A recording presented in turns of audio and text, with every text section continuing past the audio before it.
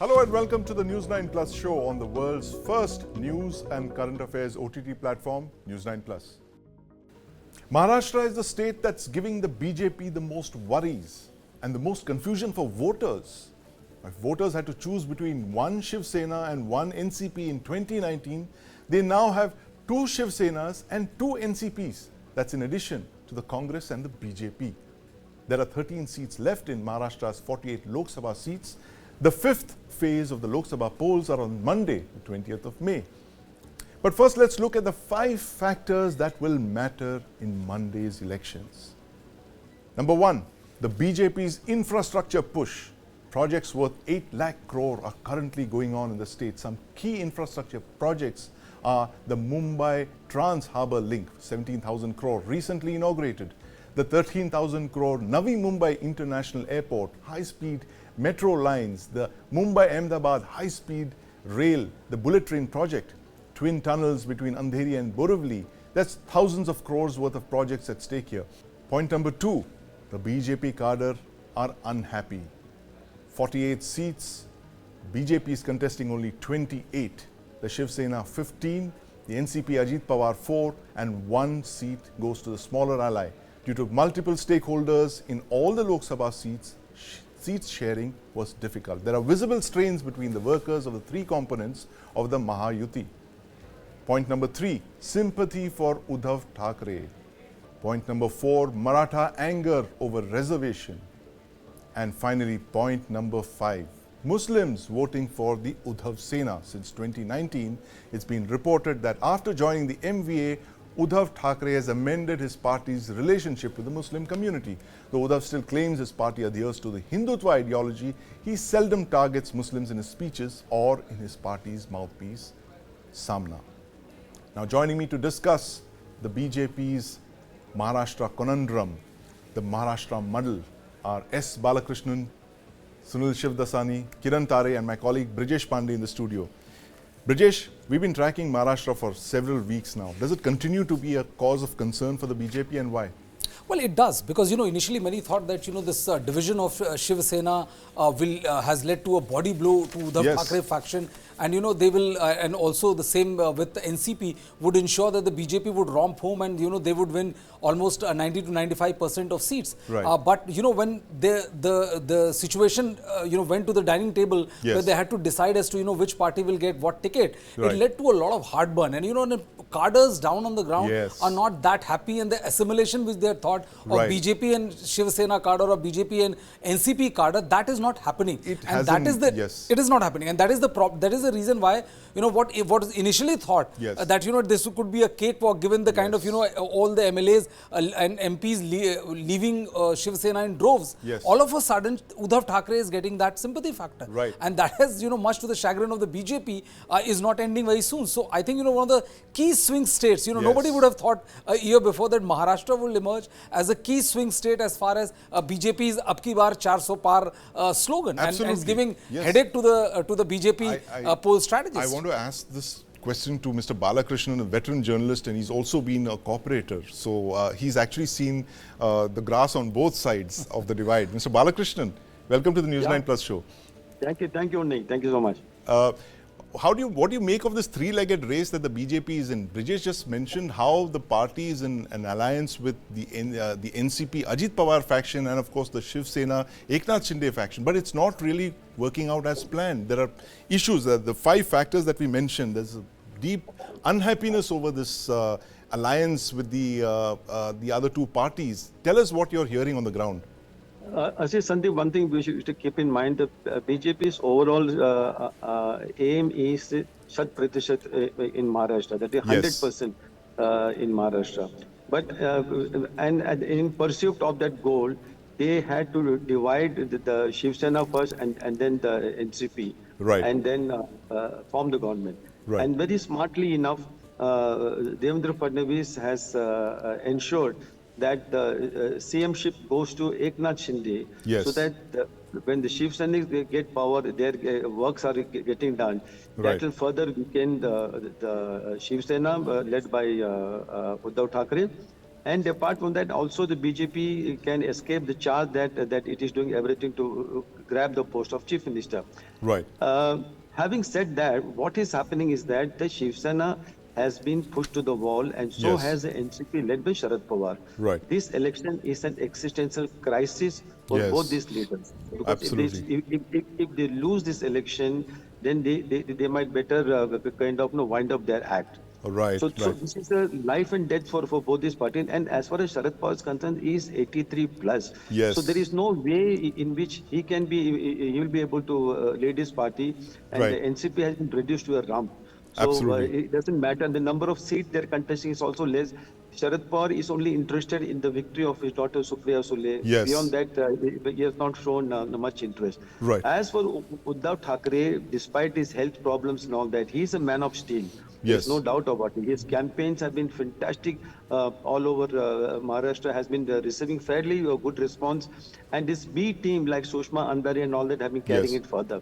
Right. But the problem is the kind of push which the Shiv Sena led by Eknath Shinde being Yes. in power, they have a decided advantage over the Shiv Sena led by Uddhav Thackeray. Right. And the BJP is playing this card very, very well, very shrewdly. They have virtually made Maharashtra opposition move. There's not much of an opposition. But what BRIJESH said just now regarding Yes. the problems within the BJP, it is true. There is no doubt about it. Till the 11th hour, talks were going on over a seat adjustment. And come to think of it, a prestigious seat like Mumbai South Yes. Mumbai, which the BJP had represented in the past, at the 11th hour, the BJP had to concede that seat to Eknath Shinde, Shiv Sena. Right. And Eknath Shinde, Shiv Sena did not even have a candidate. So they got their MLA from Baikola, Yes. Yamini Jadhav, Right. a good orator, and she's a cancer survivor and all those Yes. things and all that. But still, she can't match the political stature of Uddhav Thackera's Arvind Arvind Samant, Samant, who got elected three-time twice in the MP, past. member of parliament there. This would be his third election. times, yeah. Two times, and the Yeah, third this is- election this time around. yeah, this is Absolutely. a, But very third important is point there, Mr. Balakrishnan. It's an existential threat for both Sharad Pawar, the Maratha strongman of Maharashtra, and of course Uddhav Thackeray. Mr. Shivdasani, what do you make of this three-legged race that both parties are involved in? I mean, you have the BJP with two allies, and of course the Congress with two NCP, one NCP and one Shiv Sena. Will the sympathy factor make a difference in Maharashtra? The fact that Uddhav Thackeray is going around playing the sympathy card that, look, my party was taken away from me. The Prime Minister mentioned that yesterday. Sharad Pawar saying, my party was taken away from me, vote for me, I am the original NCP. Will sympathy play an important role in Monday's elections? So, the sympathy factor may work for Uddhav Thackeray. Kiran, Uddhav has been playing very hard on the sympathy factor, as Mr. Shivdasani mentioned. Is it playing to his advantage? Both Sharad Pawar and Uddhav Thackeray, for whom it's a matter of survival now. Particularly in Mumbai, Uddhav had a great sympathy point. Yes. But now what has happened on the ground, that since the day the mosques and the Maulavis have issued a fatwa Right. in favor of Uddhav Thackeray, the atmosphere, the political climate in Mumbai Yes. is rapidly changing. Right. Now BJP has started saying that how can Balasaheb Thackeray's son be called as a Bhaijan instead Yes. of Uddhav Bhau or Uddhav Rao Right. or Uddhav Ji. So this tag Bhaijan to Uddhav Thackeray is like a Bajrangi Bhaijan to Uddhav Right. Bhaijan. So Bhau has Uddhav become Bhaijan is going to Bhaijan. play- Yes. Yeah, how has become Bhaijan? So how this tag of Bhaijan Yes. is going to play out against Uddhav Thackeray, that will be very interesting. And again, the sympathy factor, if Uddhav Thackeray had tied up with the BJP on a different note, but Right. he has tied up with the Congress, Yes. which he has been opposing since overall his political career. Right. This factor is going to play a very important role, whether the Mumbaikars are willing to accept Uddhav Thackeray as a Congress ally or not, Yes. that will decide. Because Uddhav Thackeray's political career, or overall Shiv Sena's political career, political journey, Yes. has been against the Congress, Right. not against the BJP.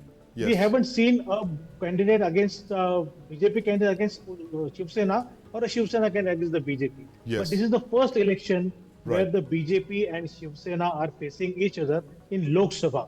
Not in the assembly, but in the Lok Sabha. In the Lok And Sabha. Lok Sabha Right. election is contested on a national front. Yes. Whereas the 2014 election, assembly election, were contested on the local front. Right. This time, Uddhav Thackeray's real test is to garner that Marathi-speaking voters' vote in his favor when his own colleague, his own cousin, Raj Thackeray has teamed up with the BJP. Absolutely. So how this factor is going to play up with around tomorrow is very interestingly, tomorrow Narendra Modi is going to share the dais with Raj Thackeray With Raj for the Thackeray. first time Yes. at Shivaji Park, Right. where the memorial to Balasaheb Thackeray Absolutely. lies. Hugely These are symbolic all emotional move. issues. Right. Yeah. So that, that's going to be a very important event, tomorrow's rally at the Shivaji Park, where Prime Minister Modi shares a stage with the Raj Thackeray. It's probably the first time they're doing that. There'll be a lot of fireworks there. Two great orators coming face to face, Brijesh. But, Brijesh, the other point is that Lok Sabha elections in May, 5 months later, you have the assembly elections in Maharashtra. How do you think these elections are going to have an impact on what we're going to see just 5 months away?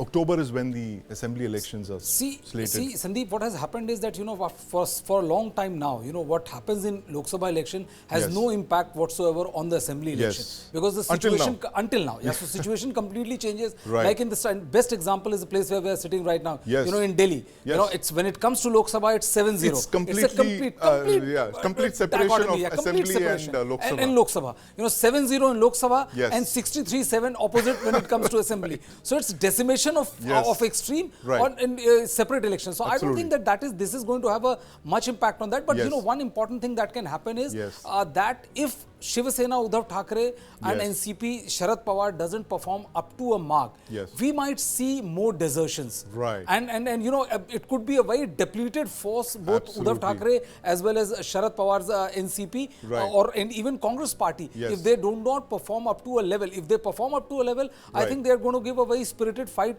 against the BJP and Eknath Shinde faction. Who shows if they perform very well, we might see role reversal from Eknath Shinde camp to Uddhav Thackeray camp.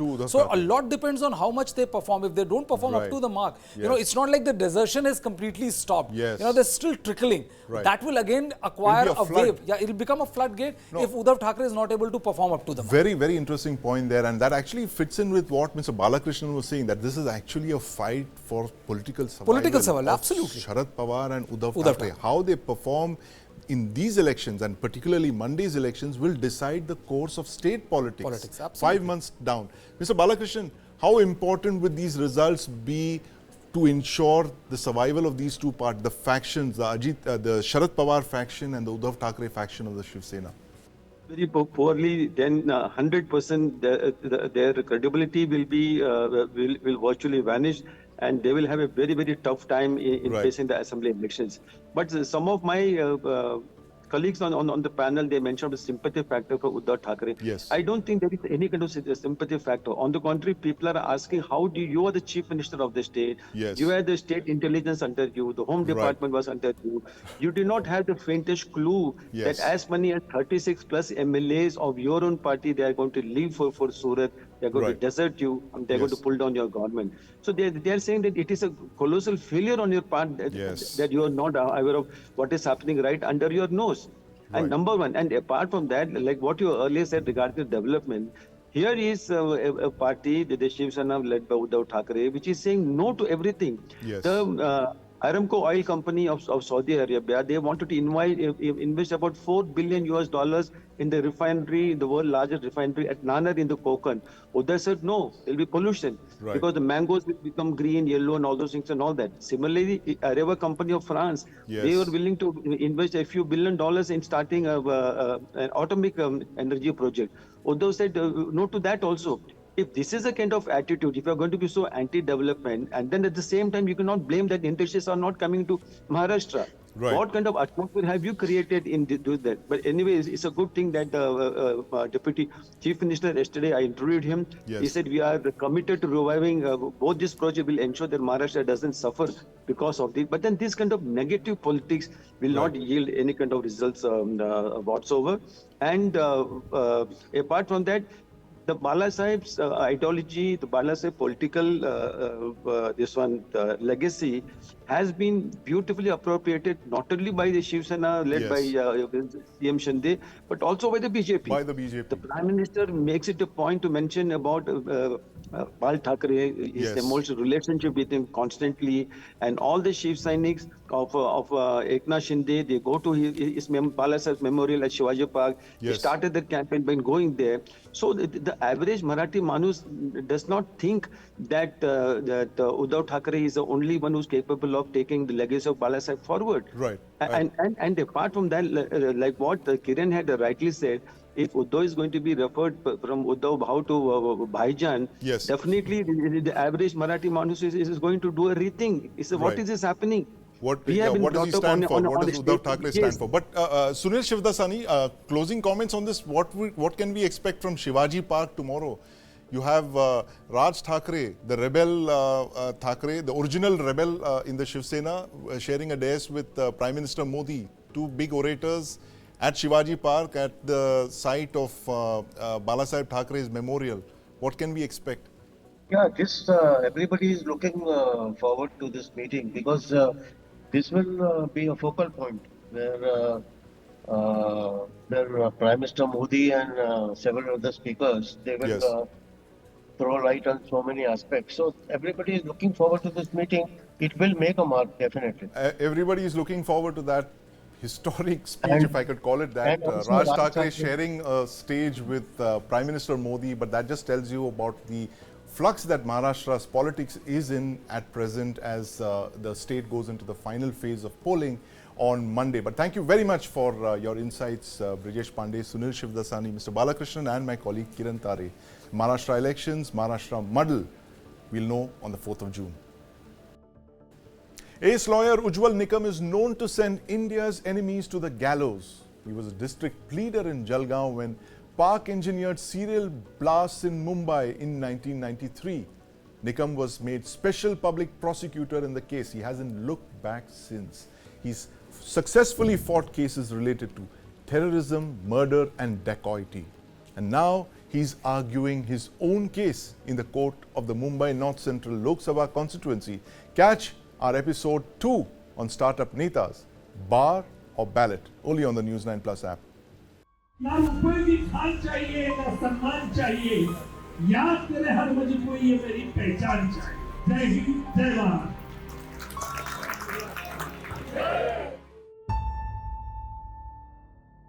Ace lawyer Ujjwal Nikam is known to send India's enemies to the gallows. He was a district leader in Jalgaon when Pakistan engineered serial blasts in Mumbai in 1993. Nikam was made special public prosecutor in this case. He hasn't looked back since. Nikam has successfully fought cases related to terrorism, murder and dacoity. Now he is arguing his own case in the court of the Mumbai North Central Lok Sabha constituency.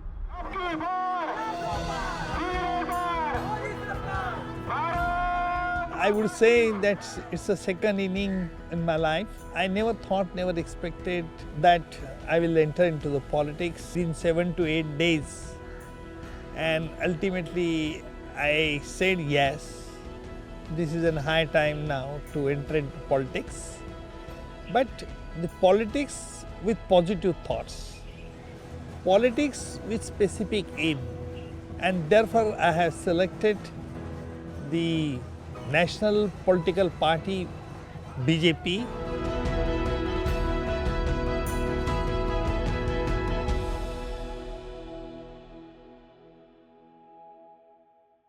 Slovakia's Prime Minister Robert Fico was shot 5 times in an assassination attempt.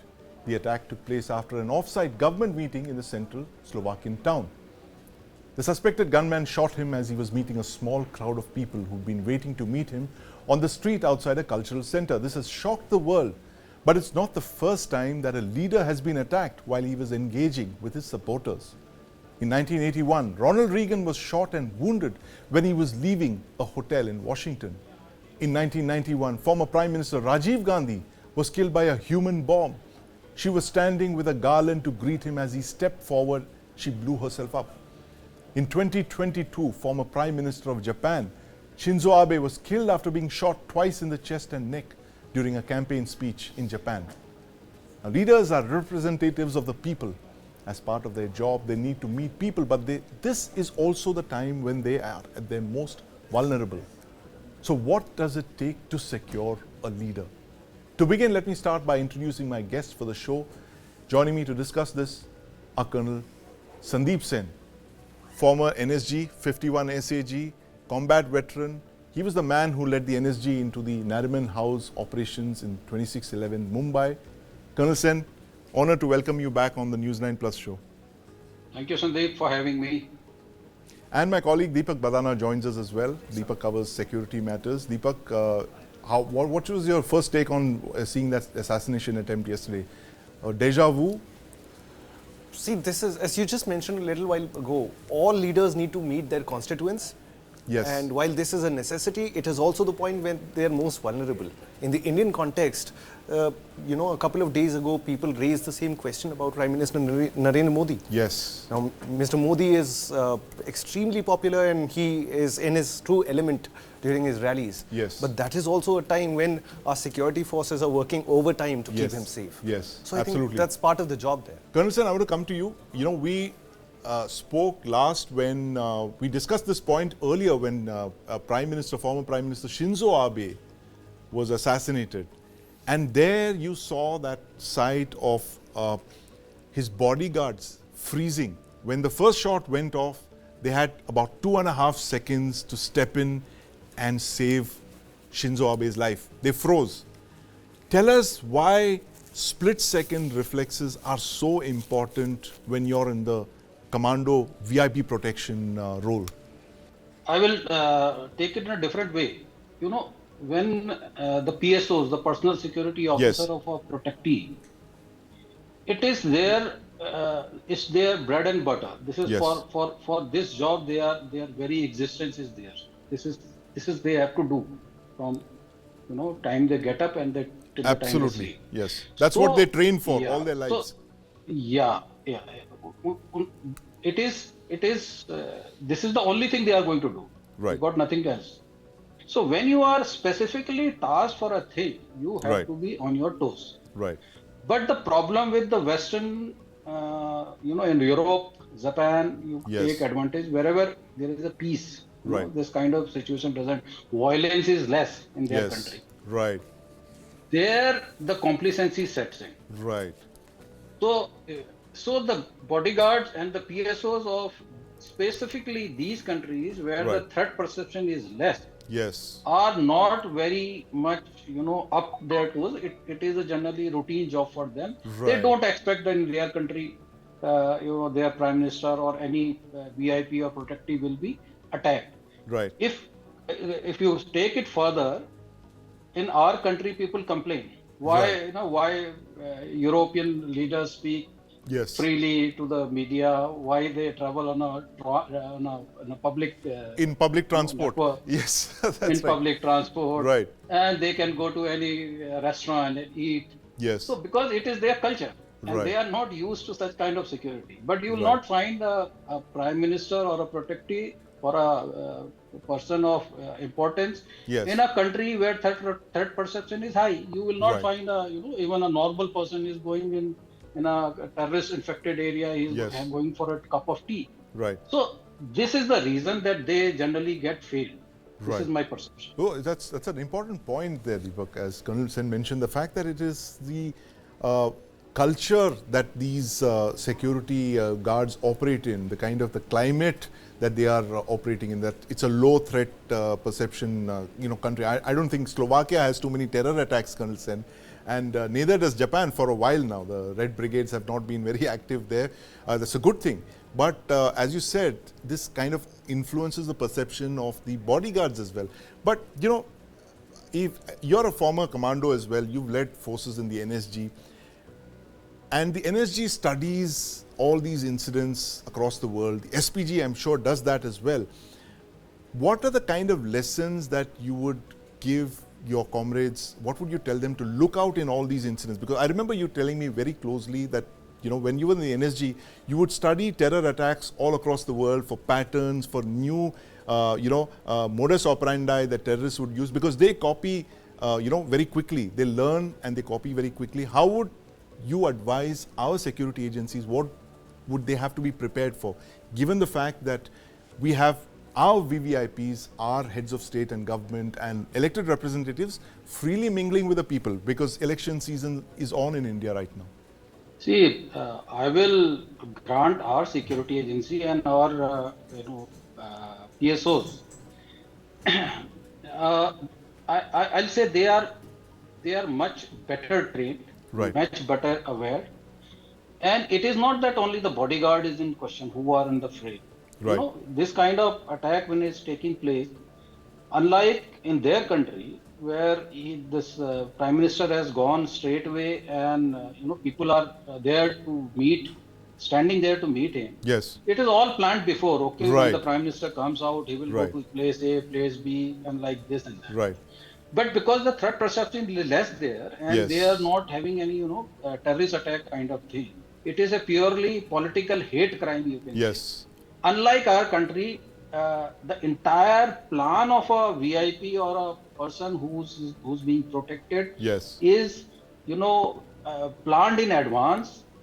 Every move from yes, where he will move, where up to where he will go, right, he will meet whom, everything is planned. Yes. And there are people, in this case you will not find security persons standing across the this barricade. Yes. But in our country, there always be second tier and the third Right. tier of the protection is planned. Also in a political event, I don't think that Modi ji is our Prime Minister is moving like this.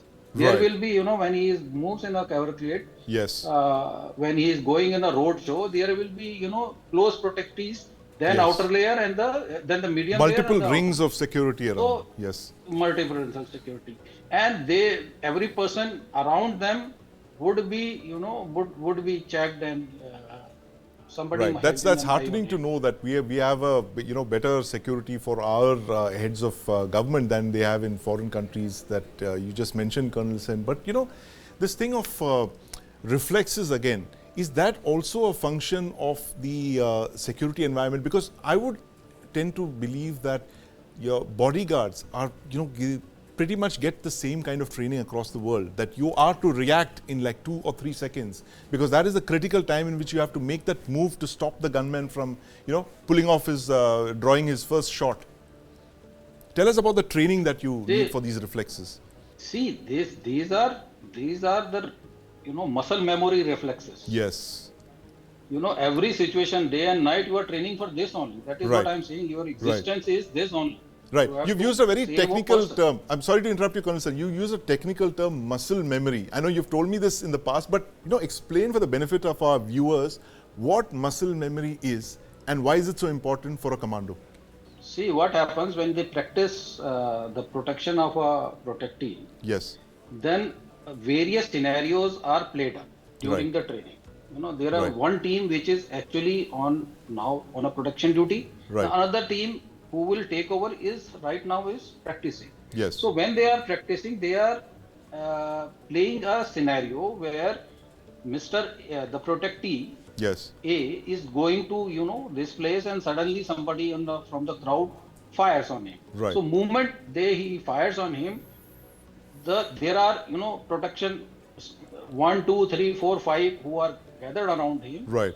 What the action 1 will do, and 2 will do, and 3 will do, and 4 will do. Who will give him, protect him? Yes. Who will give him body cover?